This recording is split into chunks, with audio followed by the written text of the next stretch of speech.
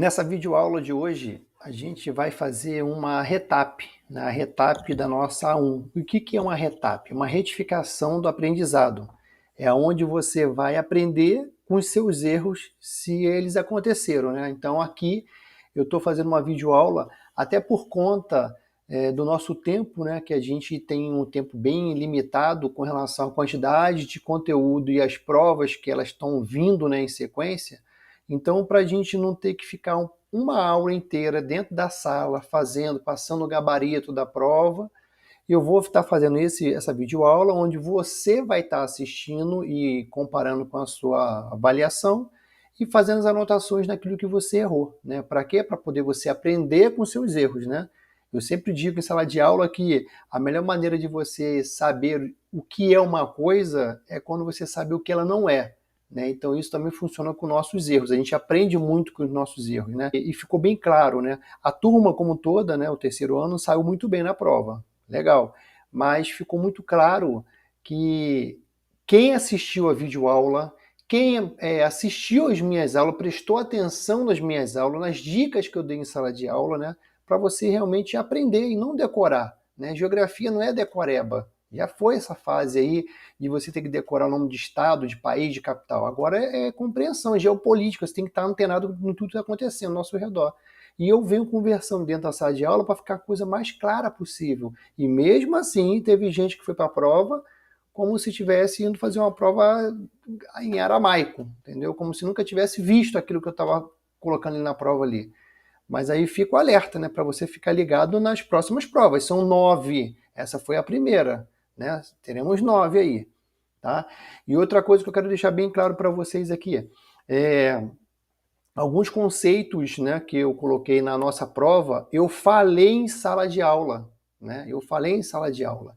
E também comentei que muitas literatura, né, da geografia, alguns escritores, alguns geógrafos, eles colocam de uma forma muito incisiva, quando na verdade a gente aprendeu que a geografia, a geopolítica, é muito dinâmica, está acontecendo no dia a dia.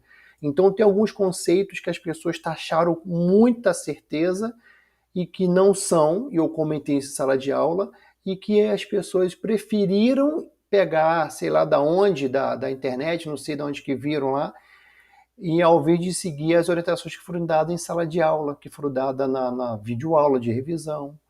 Mas aí fica mais uma vez a dica, a partir da próxima prova, fica ligado aí nas dicas que eu estou dando, porque eu estou aqui como orientador de vocês, tá lembrado? Então vamos lá para a nossa retap da 1. Eu vou falar aqui rapidamente, comentar cada questão, e aí se você tiver alguma dúvida com relação à questão e à sua prova, aí você leva para mim em sala de aula, para que eu possa rever, né? Posso dar uma olhadinha aí e tal, para a gente debater aí com relação à sua dúvida. Beleza? Então vamos lá. Questão número 1. A questão número 1, né, eu botei ali um texto, né, falando sobre o sistema econômico, né, predominante no mundo atual, que é o capitalismo, e a pergunta foi o seguinte: qual é a outra característica do sistema econômico vigente no mundo atual, o capitalismo, que não está listado nesse texto, né, que eu coloquei na prova? E a resposta era a letra A. Né? Por que a letra A? Vamos lá. Vamos tentar entender os outros lá.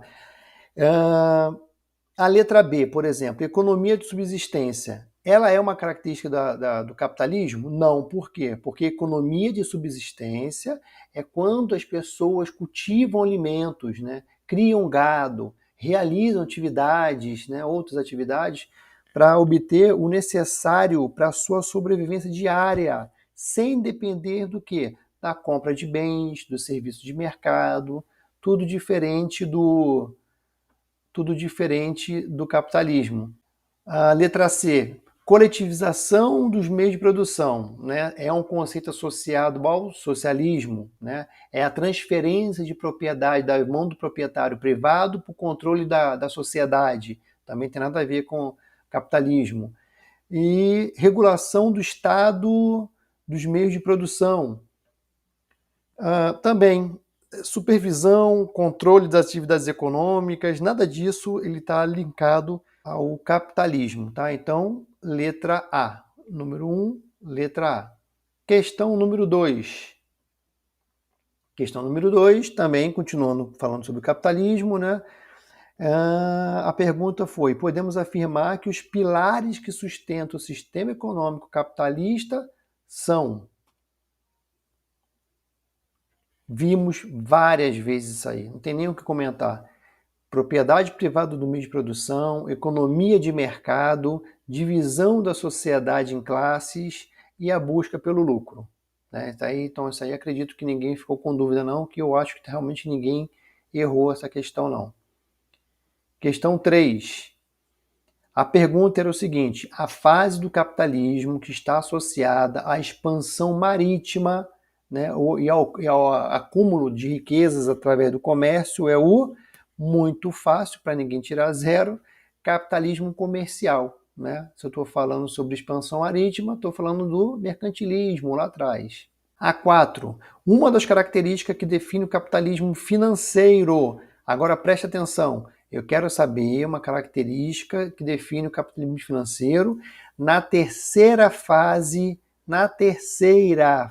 do desenvolvimento do sistema capitalista. O que eu falei? Vamos lá, vamos falar o que não é primeiro. Letra A, fusão da atividade industrial com a atividade agrícola? Não. Era a fusão da atividade industrial com a financeira. Capitalismo financeiro é a fusão desses dois, industrial com financeiro. Letra C, ênfase do desenvolvimento tecnológico? Capitalismo informacional. Redução da circulação de pessoas e mercadoria? Durante os períodos de recessão econômica, ou da instabilidade financeira, isso aconteceu, a redução da circulação. Não foi durante a terceira fase do desenvolvimento, não foi durante o capitalismo financeiro. Então só sobrou ali a formação do monopólio ou oligopólio.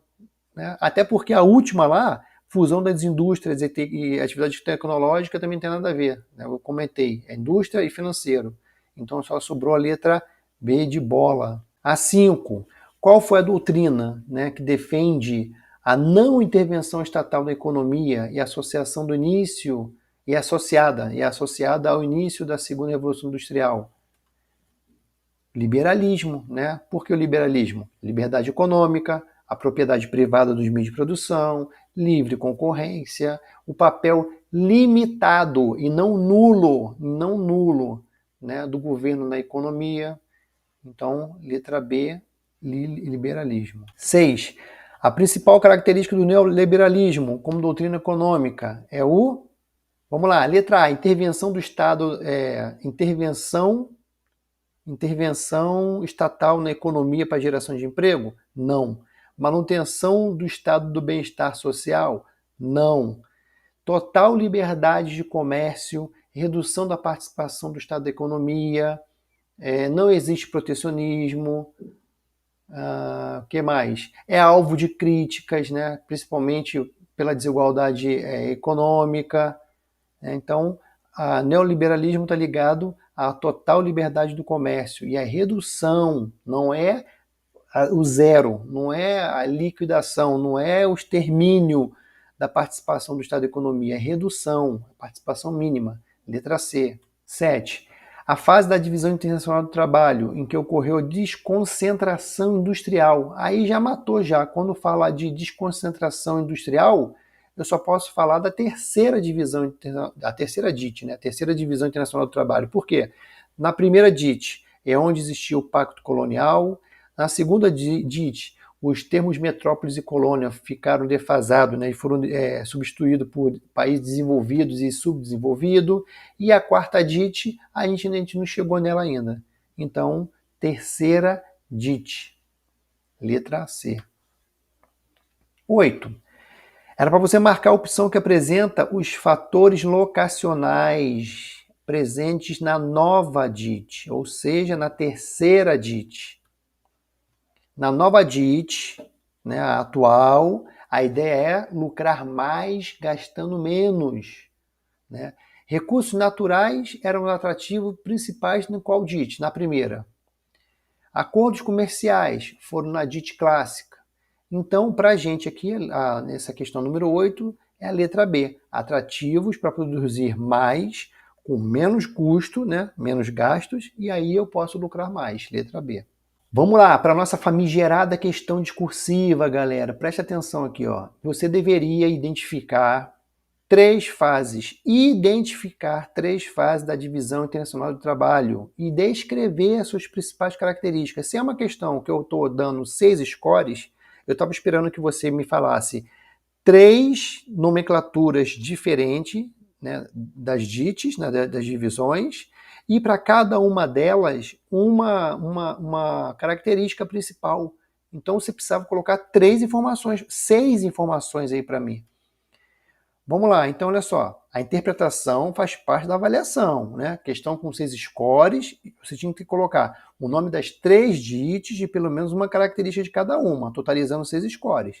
Então não adianta eu colocar assim, eu tenho 3 fases, a primeira fase é essa, a segunda... Não, isso já está dizendo, são 3 fases, ok, mas eu queria que você identificasse cada uma delas. A primeira fase a gente chamou de velha DIT ou DIT colonial, a segunda fase, conhecida como a DIT clássica, e a terceira fase, conhecida como a nova DIT. E qual é a característica da primeira DIT? Os países europeus eles exploravam as suas colônias, né? E esses países europeus eram conhecidos como metrópoles. Na segunda fase, na DIT clássica, os termos metrópoles e colônia foram substituídos por países desenvolvidos e subdesenvolvidos, né? O que refletiu na industrialização europeia, né? E a dependência desses países subdesenvolvidos em fornecer matéria-prima lá para a metrópole.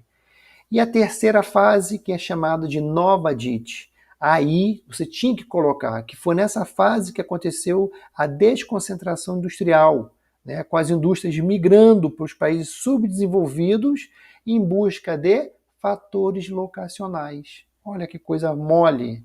Você colocou diferente disso aí, não tem para onde você correr. Eu não posso ajudar, né? Você tinha que ter colocado pelo menos essas informações básicas. Questão 10, mesma coisa, 6 scores, eu espero pelo menos 6 informações diferentes. Né? Ainda sobre doutrina econômica, era para você escrever as principais diferenças entre o liberalismo e o neoliberalismo. Não era você citar só característica dos dois, porque teve gente que citou a mesma característica dos dois. Não é diferença, não ganhou o score, não ganhou todos os scores da questão, né? Por exemplo, teve gente que colocou lá intervenção mínima do Estado para o liberalismo e depois no neoliberalismo botou mínima intervenção do Estado. É a mesma coisa, aí não tem diferença nenhuma. Eu queria que você colocasse diferença entre eles, né? Então vamos lá, novamente, 6 scores. Logo, o que se espera? Que você produza um texto que contemple 3 diferenças entre essas duas doutrinas, ou seja, 3 diferenças em cada. Não adianta colocar a mesma características. Aí vamos lá. No liberalismo, defende a mínima intervenção. Mínima, não é a total. Não é a total intervenção. Por mais que algumas literaturas e até mesmo questões de concursos e vestibulares coloque total intervenção, né? Mas é a mínima intervenção. Esse é o termo correto. Então aprenda com o correto, porque mesmo que muita gente continue fazendo errado, vai continuar sendo errado. Faça o certo. O liberalismo acredita também que o mercado, quando livre, é capaz de regular-se sozinho, gerando riqueza, bem-estar para todos. Já é diferente do neoliberalismo, que é uma versão mais recente, mas aceita mais intervenção governamental. Ele defende a mínima também, mas ele aceita mais. Quando? Em situações específicas. Né? E, principalmente, o neoliberalismo ele dá ênfase à privatização de empresas estatais, aceita capital estrangeiro, abertura econômica, flexibilização de leis trabalhistas. Tá entendendo, galera? Eu espero que você tenha entendido o que eu falei, né, que você analise as suas questões, anote, né, os conceitos corretos, né, para as próximas provas, porque essa foi só a A1, foi a primeira parte, na verdade, da A1. Né? Se você foi bem nessa prova, parabéns para você. Se você não foi tão bem, né, dá tempo de recuperar a tua nota da primeira A1, da primeira avaliação, A1, porque agora, essa semana, a gente vai passar para vocês uma segunda parte, que vai ser o complemento dessa nota. A média dessas duas notas será a sua nota da A1, tá bom? Então, assim, preste atenção durante as aulas. Anote o que eu coloco no quadro lá, para poder você facilitar os seus estudos. Anota o capítulo que está o assunto do seu livro didático. Assista a aula de revisão. Faça os exercícios de reforço que eu passo em sala de aula e até mesmo coloco no AVA. Pouquíssima adesão. Tem gente indo a passeio. E aí eu falei isso aí no nosso primeiro dia de aula, no nosso primeiro contato. Eu só consigo ajudar quem quer ajuda. Então deixa eu te ajudar. Ou melhor, me ajuda a te ajudar. Eu estou à disposição para poder tirar essas dúvidas de vocês. E vocês vão ver que essa matéria da geopolítica que a gente está estudando agora, no terceiro ano, ela vai te acompanhar por o resto da vida, que é o nosso dia a dia, é o que está passando na televisão, nas mídias sociais, nos jornais. Se você for fazer um intercâmbio, se você for fazer uma faculdade agora, no próximo ano, no exterior, tudo isso vai fazer parte da sua vida. Então, esse assunto que a gente está conversando em sala de aula. Tá bom? Então, eu fico por aqui, tá? Eu espero que eu possa realmente ajudar vocês. Contem realmente comigo. E agora vamos entrar na segunda sequência didática, dando continuidade aí, já caminhando para o nosso final do nosso primeiro trimestre, tá bom? Continua contando comigo aí, estou à disposição. Um abraço aí e bons estudos para vocês.